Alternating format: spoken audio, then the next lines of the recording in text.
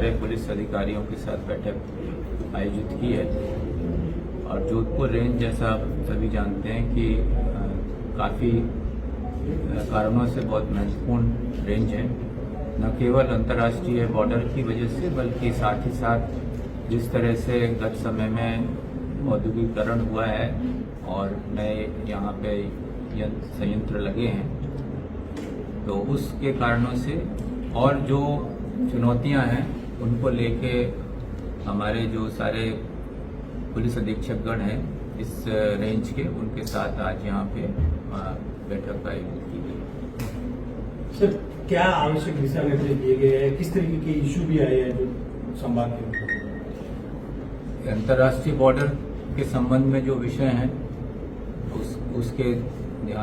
उसको ध्यान में रखते हुए कुछ चर्चा की गई है कि किस तरह से जो चुनौतियां इसकी जो भौगोलिक स्थिति है उसकी वजह से आती है, क्योंकि हमारे 100 गांव ऐसे हैं जिनका अंतर्राष्ट्रीय बॉर्डर लगता है। इसके अलावा जो मादक द्रव्यों पे विशेष निगरानी की आवश्यकता है। डीपीएस का जिस तरह से इस्तेमाल गत समय में सुनने में आया है और ख़ासतौर से युवाओं में किस तरह से इसको हम रोक सकते हैं, और नए नए जो इनके तरीके, नए नए जो माध्यम आ रहे हैं, वो एक पुलिस के लिए जो चुनौती है उसको हम किस तरह से संगठित होके और काम करें, प्रभावी काम करें, तो उस पर बहुत गंभीरता से विचार किया जा रहा है।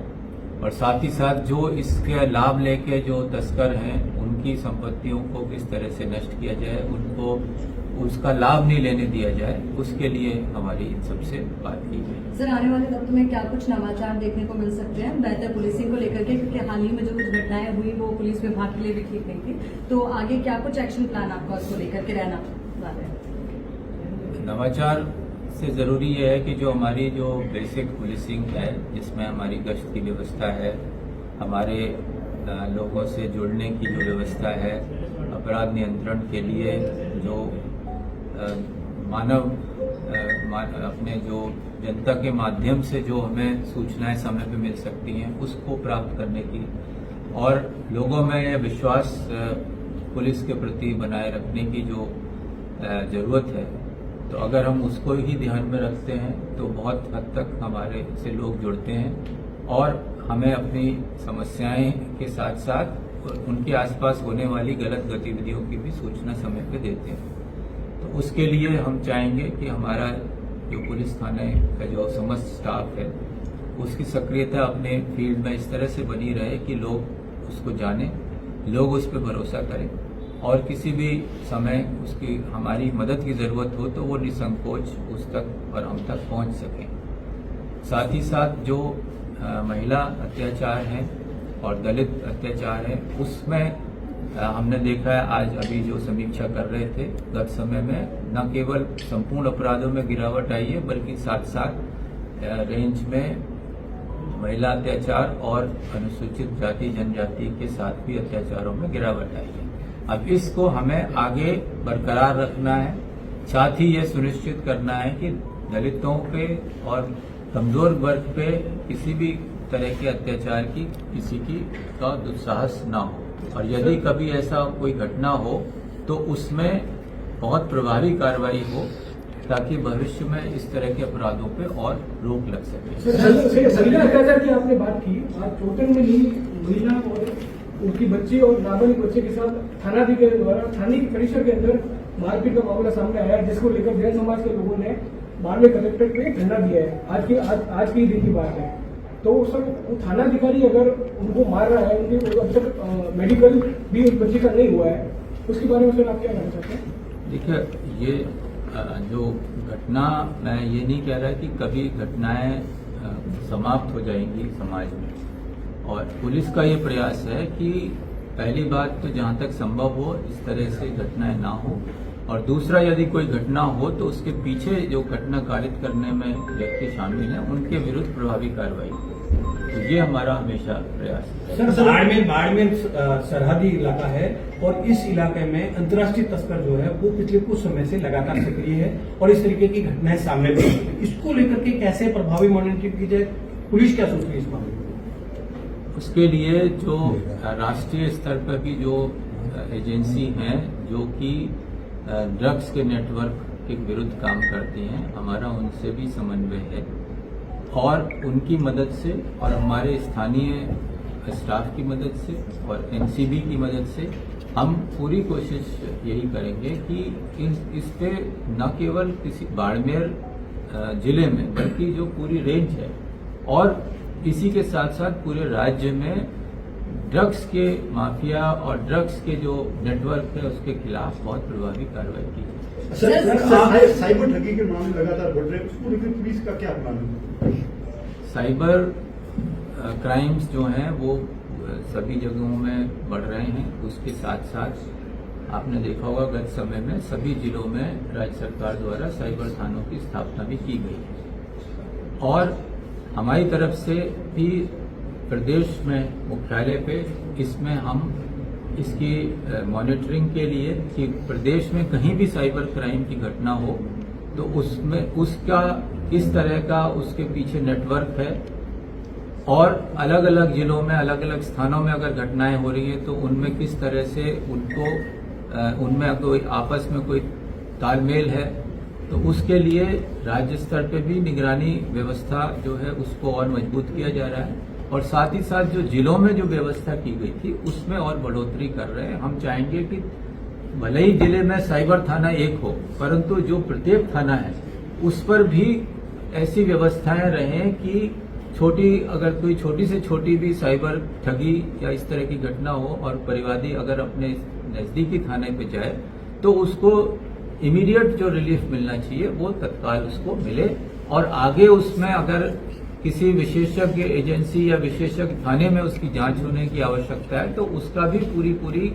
आगे का मार्गदर्शन और उसकी प्रक्रिया के बारे में जानकारी उसको स्थानीय थाने पर ही मिल जाए। सर आप कह रहे हैं हर थाने के ऊपर ये व्यवस्था होनी चाहिए, डेडिकेटेड जो साइबर थाना है वो भी क्यों चाहिए? वहाँ भी सारी सुविधाएं ये बड़े चैलेंजेस उनके सामने हैं क्योंकि साइबर क्राइम का जो नेटवर्क होता है बड़ा वाइड रहता है लेकिन वो उसको भी एड्रेस नहीं कर पा रहे हैं। इक्विपमेंट नहीं है, कंप्यूटर नहीं है, पूरी नफरी नहीं है, पूरा स्टाफ नहीं है। तो जब डेडिकेटेड थाने की स्थिति है तो बाकी में हम कैसे कर पाएंगे इसको? ये बड़ा चैलेंज है। सर मैं इनके सवाल के साथ एक लाइन और ऐड कर रहा हूँ। सर अपराध को रोकने के लिए पदरिकता भी बहुत बड़ा चैलेंज है, उसको फिर कैसे मैनेज कर सकते हैं? देखिए आपने कुछ जवाब आपने पहले ने दूसरे का दे दिया कि धीरे धीरे इसमें चूंकि ये थाने को अभी सेटअप हुए बहुत समय नहीं हुआ है और तो निश्चित रूप से जो उसमें जो कैपेसिटी बिल्डिंग है हमारे स्टाफ की वो भी ग्रेजुअल प्रोसेस है। अभी ये इसको हम फेजेस में इसको हम डील कर रहे हैं। पहला ये है कि सबसे पहले इमीडिएट उसमें जो आज की तारीख में 1930 पे कंप्लेंट करनी है तो पहला कार्य है कि हम जनता में अधिक से अधिक ये अवेयरनेस दे पाएं कि इसकी सूचना तत्काल देनी है, इसकी रिपोर्टिंग तत्काल करनी है ताकि आगे उसमें और नुकसान होने से बच सके। तो जो प्राथमिक जो उसमें कार्रवाई अपेक्षित है तो स्थानीय थाना स्तर पर अगर उतनी भी जानकारी मिलेगी तो बहुत हद तक लोगों को रिलीफ मिलता है। फिर आता है कि उसमें और टेक्निकल जो इन्वेस्टिगेशन की आवश्यकता है उसके लिए कुछ टूल्स की जरूरत होगी, उसके लिए कुछ और साधनों की जरूरत होगी। तो वो जरूरी नहीं है कि वो हर थाने पे हो, पर थाने में ये पता होना चाहिए कि इस टूल की उपलब्धता कहाँ है, इस संबंध में अपराध में कहाँ उसको और मदद मिल सकती है। तो वो हम चाह रहे हैं कि वो लिंक बन जाए। हर थाने पे 50 लोगों की या 25 लोगों के विशेषज्ञों की टीम नहीं हो सकती, पर ऐसे 2 लोग तो हो सकते हैं जिनको ये पता हो कि इस तरह के प्रकरण में किसकी मदद लेनी है और वो विशेषज्ञ कहाँ बैठा है, उसका फोन नंबर क्या है। तो वो व्यवस्था अगर हम कर लेते हैं तो वही एक बहुत बड़ी सवाल छोटा सा तैयारी को लेके था, चाहे साइबर क्राइम की बात हो, चाहे क्रॉस बॉर्डर जो स्मगलिंग हो रही है, आज में मॉडर्न टेक्निक्स का यूज कर रहे हैं, ड्रोन यूज किए जा रहे हैं, जो बड़े डिटेक्टिव उत्पादन। तो ये जो टेक्नोलॉजी आ रही है क्राइम के साथ, मॉडल ऑपरेंडी चेंज हो रही है, इसको लेकर के पुलिस की तैयारी क्या है, सब कितना क्योंकि नीट करना देखिए राष्ट्रीय स्तर पर माननीय केंद्रीय गृह मंत्री जी के निर्देश में लगातार जो है विभिन्न जो केंद्रीय संस्थान है वो इसमें समय समय पे इस बारे में गहन रिसर्च करके और क्या क्या जो ज़रूरतें हैं पुलिस की आज की चुनौतियों के अनुरूप किस तरह की टेक्नोलॉजी चाहिए, किस तरह का हमें अपने तौर तरीके बदलने होंगे, उस पे लगातार इस पे कार्य होता रहता है और प्रतिवर्ष इस बारे में सारे राज्यों को इसकी जानकारी भी दी जाती है। हम उस जानकारी के माध्यम से अपने स्टाफ को के लिए हम रिफ्रेशर कोर्सेज ऑर्गेनाइज करते हैं। तो जो तकनीक आज की तारीख में किसी भी प्रदेश में अगर अच्छे इस्तेमाल हो रही है तो वो धीरे धीरे दूसरे प्रदेशों में भी पहुंच रही है। तो वो आपको उसमें चाहे वो ड्रोन से रिलेटेड हो, चाहे वो ड्रग ट्रैफिकिंग से रिलेटेड हो, चाहे वो किसी भी अन्य तरह के अपराध से हो, तो आज के समय में जो दूसरे राज्यों की अच्छी प्रथाएं हैं उनको जो है गृह मंत्रालय के एजेंसीज हैं वो आगे से आगे दूसरे राज्यों तक पहुंचा रही हैं और राजस्थान भी उसका लाभ लेगा। सरकार सर सभी विभागों को बजट देती है, लेकिन जब पुलिस की बात आती है तो बहुत कम बजट मिलता है और सबसे बड़ी बात है कि फैमिली क्वार्टर जो है वो लाइन्स के अंदर भी बहुत कम है और जो है वो बहुत जर्जर स्थिति में है। कई थाने जो है वो स्ट्रीट टाइम की जो बिल्डिंग्स है उसके अंदर चल रहे हैं और इसकी आड़ में जन सहयोग की भाव बताते हुए कई आपराधिक तत्व है जो दान देकर एक तरीके से दानदाता बनकर पुलिस के नजदीक आते हैं और उनकी एक जो छवि है वो एक दानदाता या समाज सेवी बन जाती है। इन चीजों पे पुलिस कितनी गंभीर है? देखिए माननीय मुख्यमंत्री राजस्थान भजन लाल जी ने पुलिस के लिए कभी भी किसी चीज के लिए मना नहीं किया और जब भी जो भी हमारी अपेक्षाएं रही हैं, जब भी हमने राज्य सरकार से मांगा है तो पिछले बजट में भी आपने देखा होगा कि बहुत सारी चीजें राजस्थान पुलिस को मिली हैं और जो हमारे आवास की समस्या है हमें उसमें बढ़ाने की जरूरत है। तो उसके लिए पुलिस हाउसिंग कॉरपोरेशन के माध्यम से आवास जो है उनकी मरम्मत का काम प्रतिवर्ष किया जाता है और जहां जहां पे अभी भी आवश्यकता है उसके लिए सर्वे करा के अतिरिक्त आवास बनाए जाने की प्रक्रिया जारी है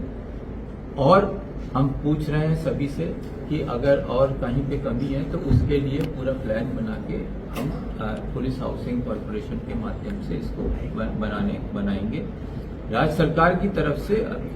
ऐसा कोई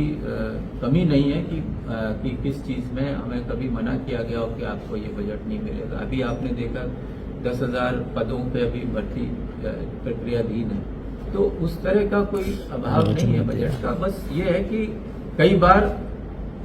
फेजेज में चीजें मिलती हैं, जरूरी नहीं है कि सारी चीजें एक साथ एक ही समय पर मिल जाए। सर 4 डीजी पदोन्नत होने के बाद भी पुरानी अपने जो पद है उसके ऊपर काम कर रहे हैं और पद निर्धारित सरकार कर नहीं पा रही है। वजह क्या है? क्या सरकार और सिस्टम के बीच में कहीं समन्वय का अभाव है? क्योंकि जो डीजी एसीबी पद है वो भी सेवानिवृत्ति की बात से रिक्त पड़ा है। देखिए ये ट्रांसफर प्रमोशन और ये सब जो है ये राज्य सरकार के विषय की वस्तुएं हैं तो इसमें मेरे द्वारा कुछ कहना उचित नहीं है, परंतु जो भी अधिकारी जहां पर हैं वो अपना कार्य सुचारू रूप से कर रहे हैं। तो इसमें आपको और हमको इस विषय में मेरे ख्याल से कोई चर्चा इसमें जुड़ा हुआ सवाल सर, जब आपने कार्यभार ग्रहण किया था उस वक्त बताया जा रहा है कि तबादला सूची जारी थी लेकिन उसमें आपने संशोधन किया और जो अच्छा फील्ड में काम नहीं कर रहे थे उनको नॉन फील्ड किया गया आईपीएस ऑफिसर्स को। तो क्या ये नीति एसएचओ और आरपीएस की भी भविष्य में लागू होगी कि अच्छा काम नहीं करने वालों को नॉन फील्ड किया जाएगा और अच्छा काम कर रहे हैं उनको फील्ड में लगाया जाए? हमारा यही प्रयास रहेगा कि जो पुलिस अधिकारी अच्छा काम करते हैं, मेहनती हैं, ईमानदार हैं, पारदर्शी हैं, उनको प्राथमिकता मिले और जिनके बारे में अगर तफ्तीश गलत करने की या भ्रष्टाचार की या गलत आचरण की बात आती है तो उनको फील्ड में कम से कम हम नहीं चाहेंगे कि ऐसे लोगों का स्थान अच्छे महत्वपूर्ण पदों को हो। इसके लिए पूरी प्रयास यही रहेगा। सर सरहदी जो बाड़मेर जिला है या सरहदी जैसलमेर बाड़मेर, यहाँ पर क्या है लोगों में शिक्षा के अभाव के कारण कई बार जो आत्महत्या के केस है वो बढ़ते हैं, उसको लेकर के हालांकि बाड़मेर की हम बात करें तो बाड़मेर में जो क्राइम रेशियो है वो करीब 30% से ज्यादा कम हुआ है, लेकिन इस तरीके के जो केस आते हैं उसके लिए पुलिस किस तरीके से तैयारी कर रही है? आने वाले समय में ऐसे लोगों में कैसे जागरूकता भी कर सकती है, क्योंकि सामूहिक आत्महत्याओं के केस बहुत ज्यादा होते हैं। देखिए, उसके लिए जरूरी है कि पुलिस की जो हमारी जन सहभागिता की जो विभिन्न स्कीम्स हैं, हमारे CLG सदस्य होते हैं, सुरक्षा सखियां हैं, पुलिस मित्र हैं, ग्राम रक्षक हैं, ये सारे लोग जो हमसे जुड़े हुए हैं, उनका अगर सक्रिय सहयोग मिलता है तो इस तरह की जो चुनौतियां हैं, जो लोग कई मानसिक अवसाद के कारण कोई गलत स्टेप ले लेते हैं, तो उसमें हमें सफलता जरूर मिल सकती है। उसमें आपका भी सहयोग, मीडिया का भी सहयोग अपेक्षित रहेगा कि ऐसी चीजों को लोग कई बार जल्दबाजी में या छोटी सी घटना पे ज्यादा विचार करके आजकल मानसिक जो लोग हैं उनको समय पे नहीं एड्रेस करके कई लोगों को काफी गंभीर उसके परिणाम मिलते हैं। तो उसमें हम ये कोशिश करेंगे कि पब्लिक के लोग हमसे ज्यादा से ज्यादा जुड़ें, उनके माध्यम से हम ऐसी बातों को लोगों तक पहुंचा सकें। आपको याद होगा यहाँ बाड़मेर पुलिस चौपाल, रात्रि चौपाल भी आयोजित कर रही है, तो इन सब के माध्यम से एक हम लोगों तक पहुंच सकते हैं और इस तरह की चर्चा कर सकते हैं कि जो न केवल पुलिसिंग को बेहतर करे बल्कि एक आम जीवन को भी अच्छा कर सकती है। साथ ही साथ हमारी कोशिश ये भी है कि युवाओं को हम ज्यादा से ज्यादा अपने साथ जोड़ें। हम चाहेंगे कि और जो युवा हैं, खासतौर से 18 से 25 वर्ष के युवा, वो हमारे साथ जुड़ें। हमारे थानाधिकारियों से हम कह रहे हैं कि अपने थाने में जो वो CLG के साथ युवा लोगों को भी जोड़ें, उनको उनके साथ उनके खेल कूद की गतिविधियों में शामिल होने का प्रयास करें, उनको उनके भविष्य के लिए उनको मार्गदर्शन दें। उनकी जो एनर्जी है, हमारा जो युवा है बहुत सक्षम है, राजस्थान के युवा हैं, उनके लिए इतनी आज की तारीख में इतनी संभावनाएं हैं कि आप सोच नहीं सकते। जरूरत है कि उनकी जो ऊर्जा है उसको सही दिशा मिले। उस जरूरत है कि उनको कोई गाइड करे कि किस तरह की परीक्षाओं को में वो बैठ सकते हैं। आज सिर्फ कोई एक या दो प्रोफेशन नहीं है, सैकड़ों प्रोफेशन है, अपनी इच्छा के अनुसार से कहीं भी जाया जा सकता है। तो हम चाहेंगे कि युवा हमारे माध्यम से हमारे थानों में जाएं, हमारे अधिकारियों से बातचीत करें और उन्हें जो भी मार्गदर्शन चाहिए वो उनसे प्राप्त कर सकते हैं। हम उनको चाहेंगे कि हम उनको गाइड कर पाएं कि उनको अगर तैयारी करनी है, बीच में आपने सुना होगा कि लोग नकल करने में, लोग पेपर चोरी करने में, पेपर खरीदने के उसमें चले जाते हैं। तो अपने माँ बाप के अच्छे पैसे को इस तरह से खर्च करना और आप में बिना नौकरी में आए आप चोरी करना, ये कहाँ तक सही है? तो इस सब को दूर करने के लिए मैं आपके माध्यम से भी सभी युवाओं से कहूंगा कि आपको इन सब को छोड़ के सीधा सीधा रास्ता चुनने की आवश्यकता है और उसमें अगर आपको लगता है कि हमारे माध्यम से आपको कोई मदद मिल सकती है तो आपका हमेशा स्वागत है। सर, राजस्थान में एक बड़ा इश्यू पेपर लीक, ऐसी परीक्षाएं जो सामने निकल के आ रही है कि जिसमें एक तरीके के निकल के केस सामने आए, जिसमें अगर SI भर्ती है तो वो अपने आप में बहुत इम्पोर्टेंट भी है, क्योंकि अभी हालांकि DB ने उसके ऊपर रोक भी लगा दी। उसको लेकर पुलिस क्या सोच रही है और पुलिस ने क्या है? पुलिस का यह है कि इस तरह की कोई चीज बर्दाश्त नहीं होगी। SOG हमारी इसमें पूरी तरह से लगी हुई है और इस तरह की कोई छोटी से छोटी भी शिकायत हमारे लिए बहुत महत्वपूर्ण, बहुत गंभीर है और ऐसे इसमें अगर कोई भी व्यक्ति लिप्त है तो उसको पकड़ना और उसके खिलाफ कानूनी कार्रवाई करना हमारा प्रमुख दायित्व है। अभी sir Punjab police Punjab conference करके बाड़मेर बॉर्डर से 60 करोड़ की हेरोइन पकड़ने का एक दावा किया था। उनका क्लेम था कि बाड़मेर पुलिस BSF के लोकल कोऑर्डिनेशन में किया गया था, लेकिन लोकल स्तर पे किसी भी एजेंसी ने इनको शेयर नहीं किया। तो स्टेट एजेंसी के बीच लेक ऑफ कोऑर्डिनेशन को आप किस तरह से देखते हैं? राजस्थान पुलिस का पंजाब, हरियाणा, दिल्ली, सभी जो हमारे और इधर गुजरात, सारे पुलिस एजेंसी से बहुत अच्छा समन्वय है और जो भी कार्रवाइयाँ होती हैं वो एक दूसरे के सहयोग से अच्छी तरह से की जाती है। सर, पुलिस विभाग के द्वारा क्या फीडबैक आपको मिला है? क्योंकि देखिए सरहदी जिला होने के साथ साथ हाल ही में कुछ जो सांप्रदायिक भावनाएं हैं वो जल्दी आहत हो जाती है, जो आरोपी पकड़ा भी जाता है पर मामला ठंडा नहीं होता, वो तूल पकड़ता जाता है, तो उसको लेकर के किस तरीके से आगे बेहतर काम होगा? अभी तक तो जो मेरी बातचीत हुई, हमारी बात जारी है, पर जो अभी तक जानकारी मिली है उसके हिसाब से कुल मिला के अच्छा माहौल है, अच्छा वातावरण है। और राजस्थान और विशेष तौर से ये प्रदेश का ये हिस्सा हमेशा मेल जोल के लिए और अच्छे व्यवहार के लिए जाना जाता रहा है। यहाँ के लोग बहुत मिलनसार और बहुत सहयोग देने वाले रहे हैं। और अब चूंकि यहाँ पर नई संभावनाएं पैदा हुई हैं, नई इंडस्ट्रीज आई हैं, तो ये यहाँ के लोगों के लिए जो अवसर है, मुझे उम्मीद है कि उसका अच्छा फायदा उठाएंगे और उसमें अपना जो रोजगार की नई संभावनाएं हैं उनका पूरा इस्तेमाल करेंगे और आगे इसको और प्रगति की दिशा में लेके जाएंगे। और हमारा जो एक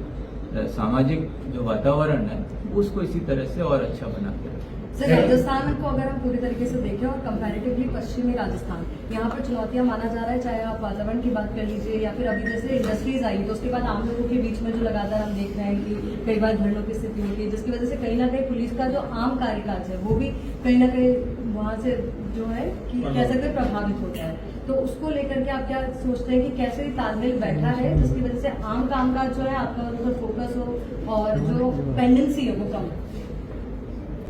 देखिए, जब औद्योगिक क्रांति आती है या कोई नया डेवलपमेंट होता है तो सभी तरह की परिस्थितियां बदलती हैं, पुलिस की चुनौतियां भी बदलती हैं, तो वो और पुलिस उस सब के लिए तैयार है। तो ये नहीं है कि अगर एक चुनौती बढ़ती है तो हम दूसरी चुनौतियों को पीछे छोड़ देते हैं।